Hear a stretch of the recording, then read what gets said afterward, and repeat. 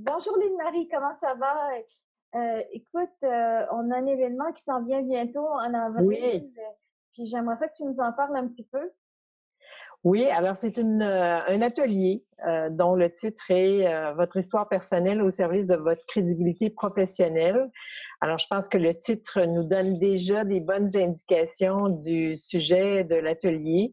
Naturellement, c'est un atelier qui a été créé pour les leaders sur le plan de la communication. C'est-à-dire qu'il y a des éléments qu'on doit dire quand on est un leader, il y a des informations qu'on doit donner aux gens avec qui on est en interaction euh, pour permettre aux gens de prendre des décisions éclairées sur nous, sur les objectifs qu'on donne.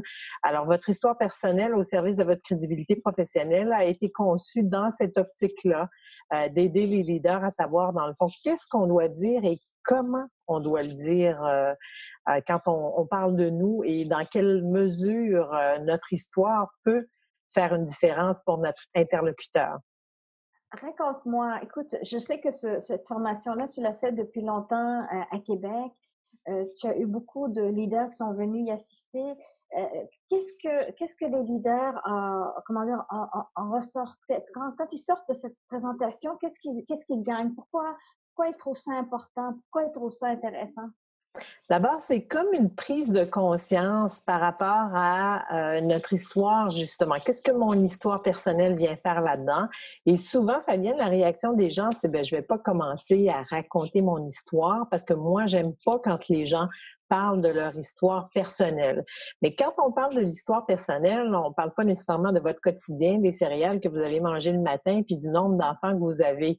On parle d'un cheminement. On parle de ce qui s'est passé pour vous tout au cours de votre cheminement et qui va être d'intérêt pour l'autre parce qu'il donne des indications, dans le fond, sur la personne que vous êtes et sur la solidité que vous avez comme leader. Alors, qu'est-ce que les gens, avec quoi les gens ressortent? Ils ressortent avec une prise de conscience et avec ça change la perspective complètement. C'est ça que les témoignages que je reçois, c'est ça, ça change la perspective et on est en mesure de voir dans cette formation-là parce que c'est comme un coaching de groupe aussi. Alors, on est en mesure de voir d'abord en écoutant l'histoire des autres, quelle différence ça fait, justement, quand on entend l'histoire de quelqu'un. Et ensuite, on est capable de voir dans notre vie à nous quelle différence, quelle incidence ça va avoir que de mentionner certains éléments, des éléments percutants, des éléments qui sont naturellement importants par rapport à notre cheminement et surtout à ce qu'on fait en ce moment. Un lien, dans le fond, entre cette histoire et ce qu'on fait aujourd'hui. Et raconte-moi un petit peu sur le déroulement. Comment ça se passe? C'est une avant-midi?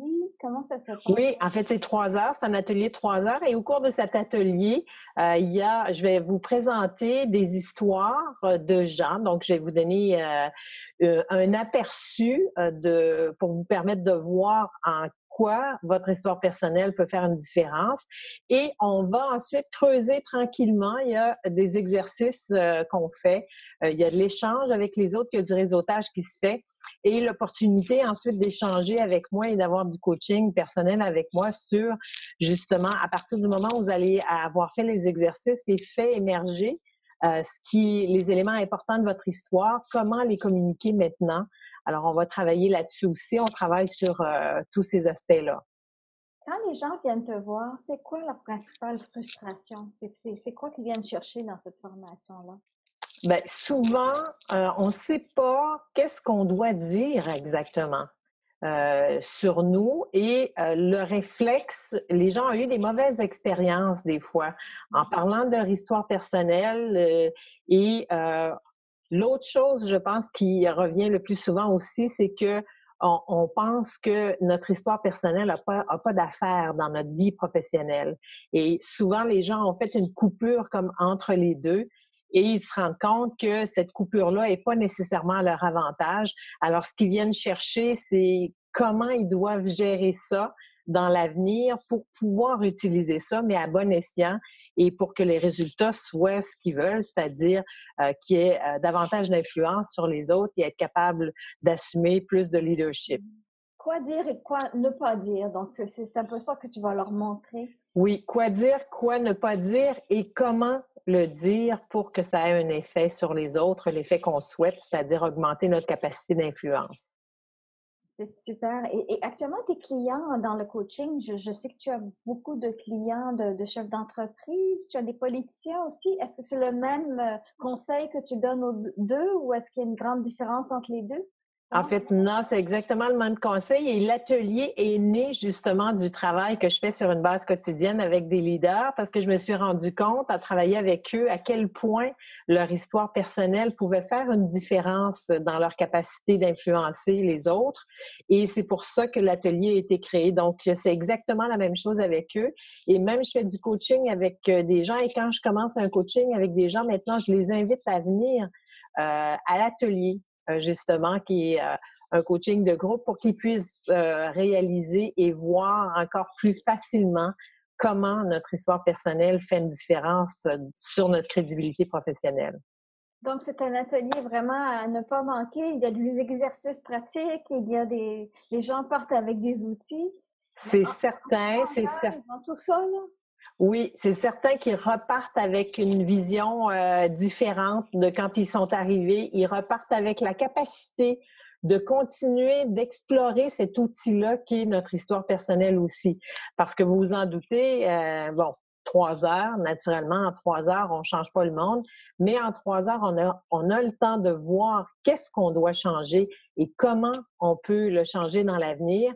Et puis, c'est comme le début de quelque chose avec lequel on peut continuer d'évoluer une fois qu'on est à l'extérieur de l'atelier, une fois qu'on est retourné dans notre environnement. OK, super. Merci beaucoup. Merci, Lynne-Marie. Fait que j'invite les gens à venir nous voir. D'ailleurs, moi aussi, je suis là. Je suis là pour parler de la partie réseaux sociaux, sur ce qu'on peut et ce qu'on ne devrait pas partager sur les réseaux sociaux.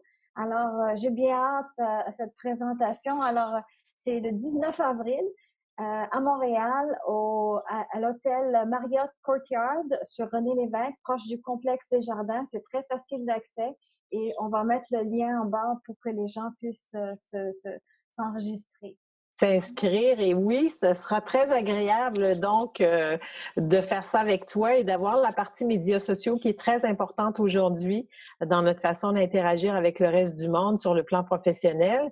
Et naturellement, ce sera, vous allez voir tu faisais allusion tout à l'heure au fait que la formation a été donnée à plusieurs reprises déjà. Dans le lien que les gens, sur lequel les gens vont cliquer pour s'inscrire, ils vont voir justement les témoignages écrits des gens qui ont déjà assisté. Oui, effectivement, il y en a plusieurs. Ben, écoute, merci beaucoup.